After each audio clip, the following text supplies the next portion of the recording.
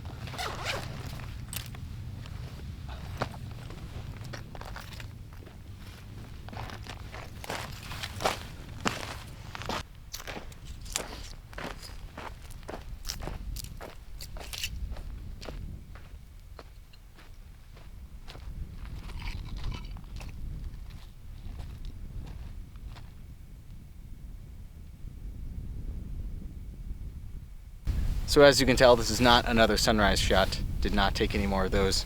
Went to Capitol Reef, did some hiking, and then spent about 3 hours at the end of the day driving around, trying to find compositions, looking for really cool stuff on some dirt roads. Finally found all these mounds that kind of look like they're from a different planet, and we scurried up some and kind of made a base camp. I flew the drone during sunset, and I think those shots probably came out, but it's really hard to tell on a drone. And I had a composition with my 7200 actually shooting directly into some mounds that look like marbled, red and white marbled, I don't know, ice cream almost. But because the sun was right in my composition, it just never turned out because the best light was as the sun was setting, and I just couldn't shoot directly into it. So I didn't really think I got a shot. I took a shot anyways, but I don't think it turned out. However, the plan was to wait for blue hour to take that shot, but the light on the hills just didn't turn out. However, behind me, I turned around and there's a moonset or a moonrise, and the burn off is happening as we speak for blue hour, and it is absolutely gorgeous. And I've taken I think 5 focus stacked image with my 7200 from the foreground to the background, because it's got these crossing layers and then the moon in the background. I think it will turn out. I think it looks really good looking on the back of my camera. Let me show you that really quick. All right, so as you can see, our foreground, oh, it's getting a little darker here. Our foreground, there's this little pebble. I'm kind of using that as my foreground subject. It's very small. It's not really the focus of the photo. You've got this purple and white hill here with another hill here, the buttes in the background, and the moon rising with that burning blue. And I've focus stacked here, here, here, here, and here. So 5 images.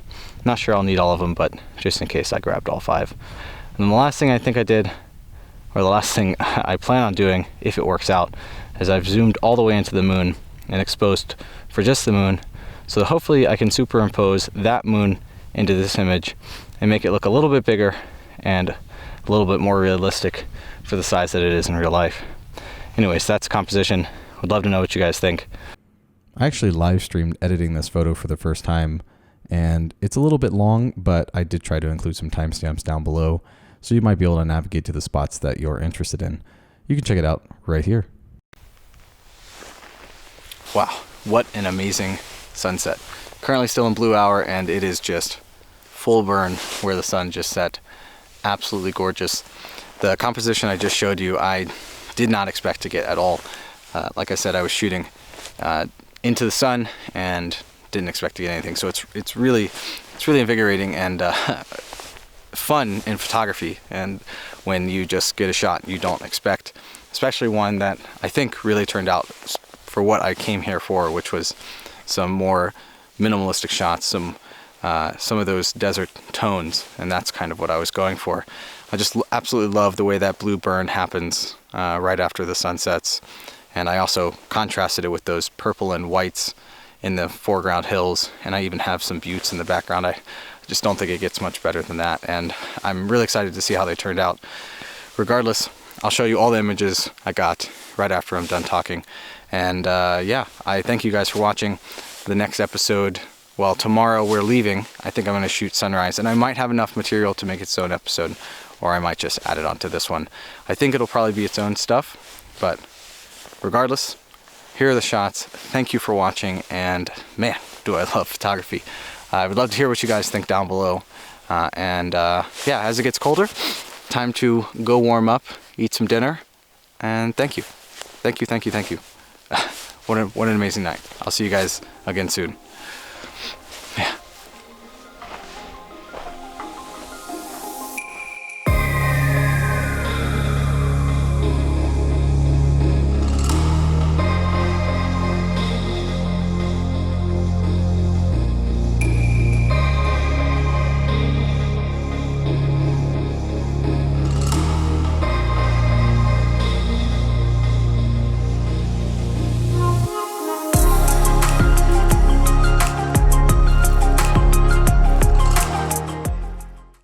All right, so I hope you guys enjoyed that episode. We are probably a little over 6 weeks past when I actually filmed that particular episode, and I didn't release it after the first 3 because I've kind of been sitting on it. And there's been a subject that I want to talk about, and if you saw the title to this video, that's what we're about to talk about, because you're probably wondering, what does politics have to do with any of this so far? And I'm just going to tell you the story of what happened. So when I was there, I didn't really notice, or I didn't really think anything of it, taking the photographs that I was taking or flying the drone.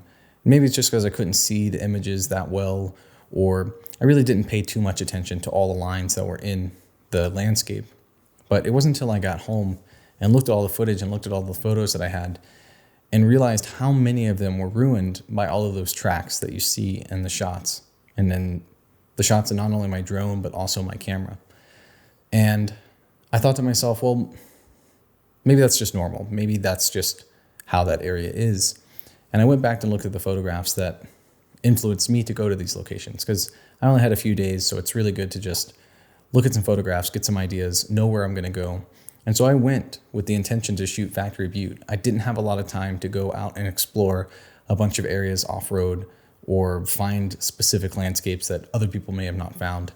I only had 2 sunsets and 1 sunrise, and that was it. So I was just going to try to shoot what I knew would probably look good. And I went back and I looked at these photographs, and they don't have any of those lines in them. There's barely any. And I'm thinking, well, maybe they're just really good at Photoshop, or maybe they got lucky and the rains came in and washed those tracks out before they took those photos. But then I messaged a fellow photographer that had taken photos there a couple of years ago, and he told me that they had recently opened up that area to OHV vehicles. And so I started doing some digging and I started looking some stuff up online. Long story short is in 2006, BLM closed that area to OHV vehicles, which are like dirt bikes and ATVs, so that they could restore the land there. There's also some endangered cacti and some plant life, and they were trying to revitalize that. And last year, well, I guess it's 2 years, year and a half ago, 2019, 12 years after doing that restoration, they decided to open it back up to OHV vehicles. And I'm not going to sit here and say that that land is any more mine than you guys or people that are using OHV vehicles. That land is public use. That's the whole point of it. Everyone is allowed to be on that land and share that land. That's the entire purpose of the BLM lands that are controlled in America, is that no one person has more right to be there than someone else. And I definitely, as a photographer, do not have any more right than someone just driving on a dirt bike to be there completely. 100%. But I always have to ask myself, what impact as a photographer do I have on the environment around me? And it's the same as if I go camping, I try to leave no trace. I try to bring everything with me that I brought out there or on a trail or anything like that. If you go hunting, there's rules and regulations. There's seasonal things where you can only hunt during different seasons, a specific season, so that population of whatever you're hunting doesn't get, it can be controlled. If you go fishing, there's laws and regulations for where you can fish and how you can fish and what you can fish, so that those ecosystems stay safe, at least in the best way they can.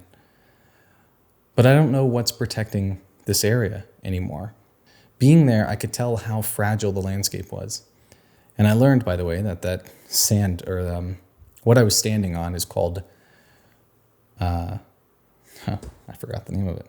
𝐒𝐨 soil is what that stuff is.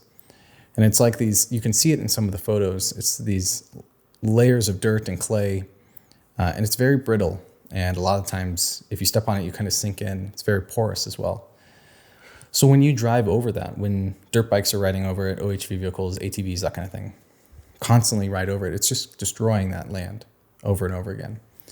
And in the research, I found that even the rains don't just magically wash it away. What ends up happening is it creates these ruts. And then when the rain falls, the rain just stays in those ruts. And it almost creates a mud slide, if you will. And it doesn't restore those areas. It takes a long time for those areas to come back to what they're supposed to look like and how they're supposed to be. And again, I just want to remind you that I have no more right to be there than someone else. But I always have the right to comment or critique or wonder what impact everyone is having on that environment. And what's really strange to me, and I don't understand why they reopened that area to OHV vehicles, because BLM claims that that's one of the most unique and scenic geological spots that they control out of all of America. So why did they open that area back up to such a destructive recreational thing? And no one has any ill will towards that place. It's not like you get on a dirt bike and you want to just ruin the place. That's not what people are thinking. I know that. But again, we always have to wonder how are our actions going to influence that area? And it just got me thinking a lot. And I've been sitting on this episode for so long because even though I have a small voice, I wanted to try to figure out something to say that might make a difference. And I genuinely don't think that me talking about this will actually change anything. But maybe at least one viewer will now know what's going on there and question, why did they open it back up? And there's tons of places you can go drive OHV vehicles. It doesn't have to be that spot. And again, that spot is so unique. It's like one of the only places in the world that looks like that, in the world. So why did we have to open it back up to be ruined? And I've even thought about the impact that I had. In this episode, you see me walking up a hill and onto some of that soil in a different area. And I thought back and said, should I have not done that? Did I ruin something? Maybe I shouldn't have been on that ground. And I think, would I do it again now knowing how fragile that soil is and how fragile that area is? Probably not, but I genuinely didn't know. And I wish I did. But yeah, what do you guys think? What do you think about that decision to open that area back up to those vehicles? With the reminder that, again, those areas should be, I struggle, I ask myself, why me as a photographer? Do I get to sit in front of a camera and say, well, those places shouldn't be open to those vehicles because I want them to look pretty for my photographs, right? That's not what I'm getting at. I have to ask myself, what is my impact as a photographer or a hiker or just a tourist visiting that spot? And then I have to ask myself, what is the impact of me driving a dirt bike or an ATV in that area? And to me, being a photographer, I'm not hurting anything. As long as I'm staying on the right roads and doing what I'm supposed to be doing, I don't think I'm impacting the environment all that much. But I can definitely visually see the destruction that's happening because of those vehicles. And it leaves me wondering, who is there to protect it? That place is so unique, and it sucks to see. I think that's really what it comes down to for me. So if you like OH vehicles and maybe you have a different bias, maybe you're on the other side where you could care less about what photographer thinks and you just want to go have fun. Well, is the fun worth hurting a place like that? I don't know. I don't think so. But I would love to hear what you guys think. I've been rambling on. Thank you for watching. And yeah, I hope they change the rules again. See you on the next one.